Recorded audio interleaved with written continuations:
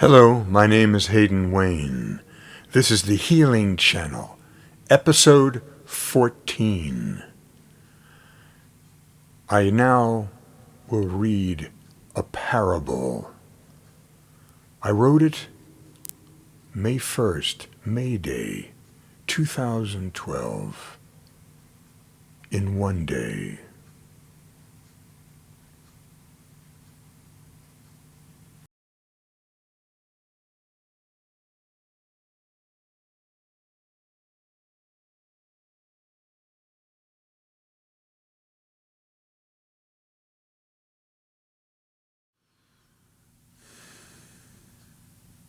Don't think by looking at this mainframe you're younger than I. Yeah, the transistor and birth control pill were invented during my lifetime. Rock and roll was born into me. I got laid to the Beatles. 7 years of connecting the sense memory of our life unfolding before us, with each individual song continually uplifting us into one singular euphoric consciousness. It seemed the high would never end.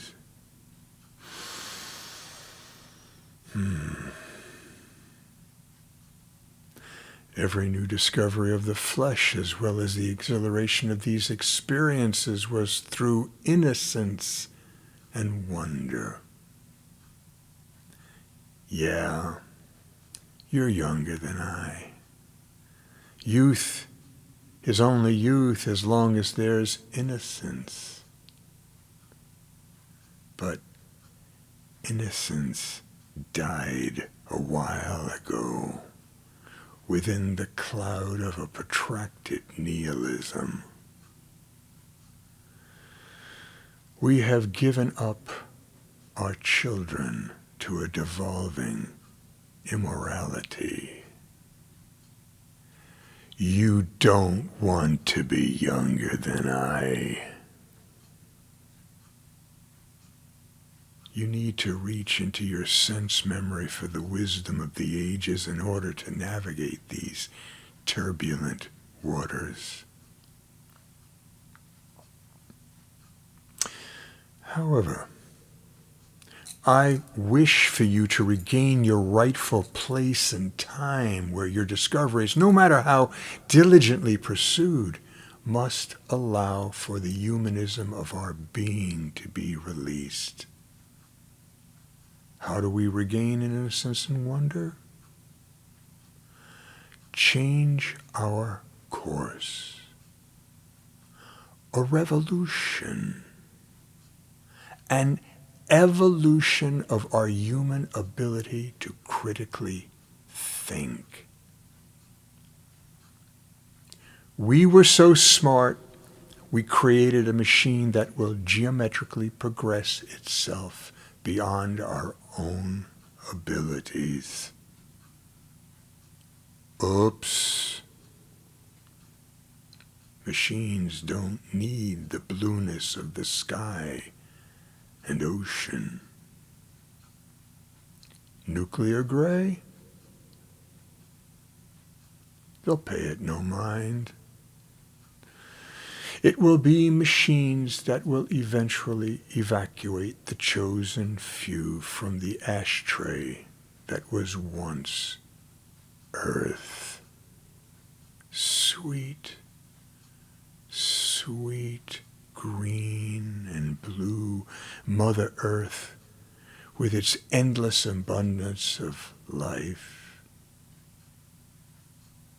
Humanism is all we have. When we are out of touch, the quality of all life lessens. As the Hopis say from prophecy, quote, we have undermined our children. When they are fully corrupted, the destruction will be complete, unquote.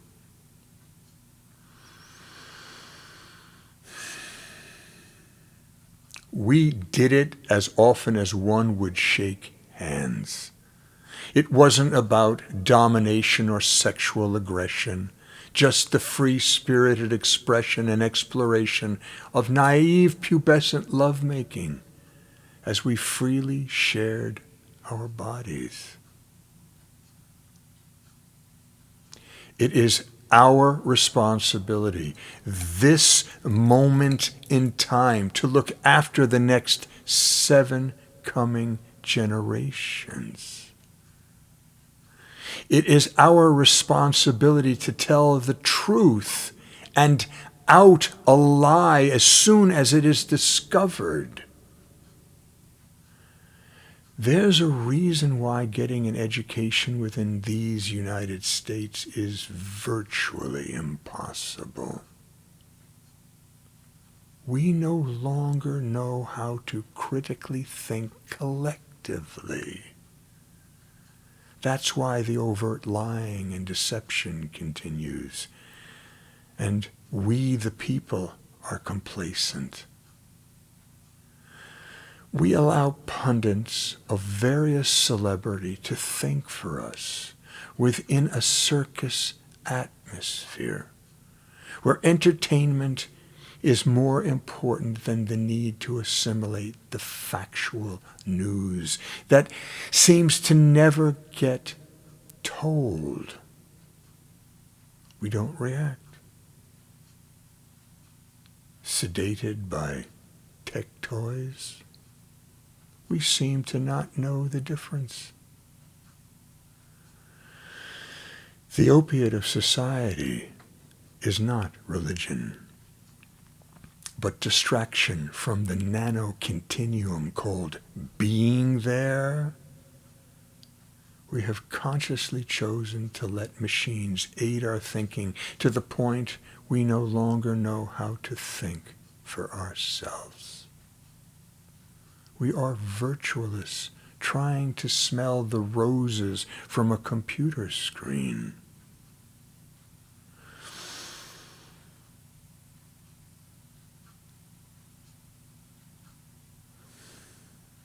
When I was a child, I could while away the time through fantasy, such as playing inside a discarded refrigerator box and using its collapsing frame as a caterpillar tread, navigating myself with a side view of the world rushing by within my imagination. We are addicted to our expensive machines. Thus, we have no leaders.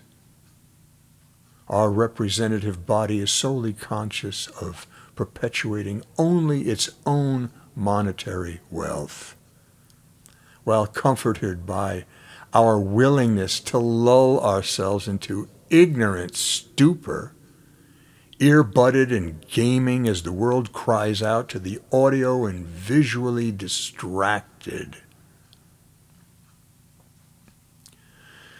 The corporations and the powerful money changers have seduced our leadership, perverting the governing process and taking all of our wealth away. It makes staying healthy and trying to educate ourselves financially impossible. I call this treason. With enough numbers to consciously vote them out of power and put in place new amendments which will not allow this self-destruction to be inflicted upon us again, we will begin our restoration. It's time to become conscious. My generation is the last bastion before the complete paradigm shift. We are the linchpin by witness to what we have lost and what was and is humanly possible to restore through the rule of law. We're morphing with machines, where the word human will be taken from the race. There's so much to do. Now is the time.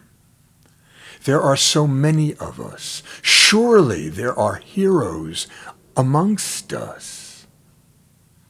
We, by necessity, have to microsize, departmentalize our place and space on this rapidly shrinking planet. If we want to be part of evolution and not discarded because of it, we have to repair all that has been abused while preparing for future generations. We do this because we are grateful for the gift of consciousness.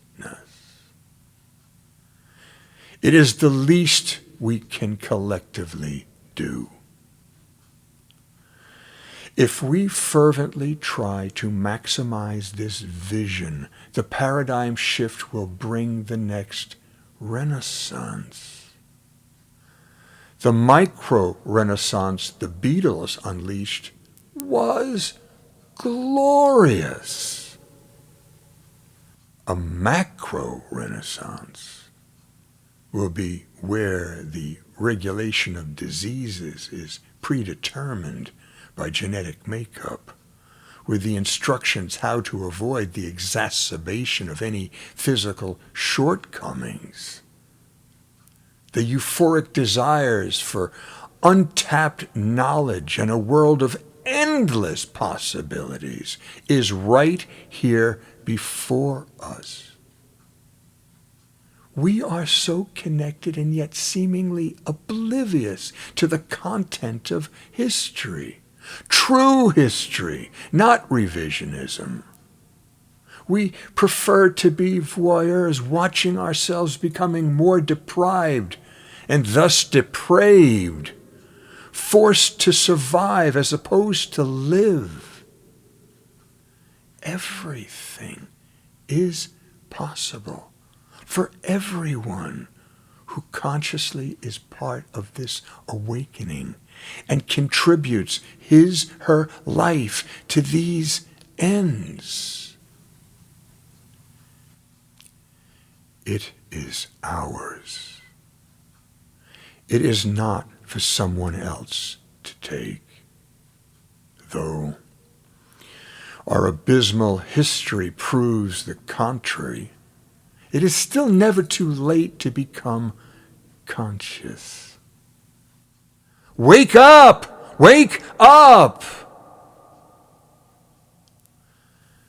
By sacrificing towards the next 7 generations, we receive perpetuated regeneration, which in itself is the never-ending process for immortality. As long as we keep the memories fresh, those of us who seemingly pass away will have never left. The only thing that changes is the addition of new memories.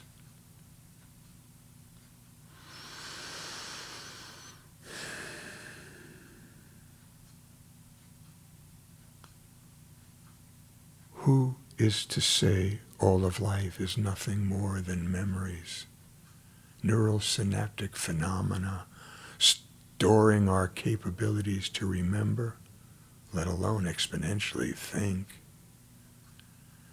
But what memories do we wish to have? Will we choose to be in denial while passively witnessing the robbery of our children's future?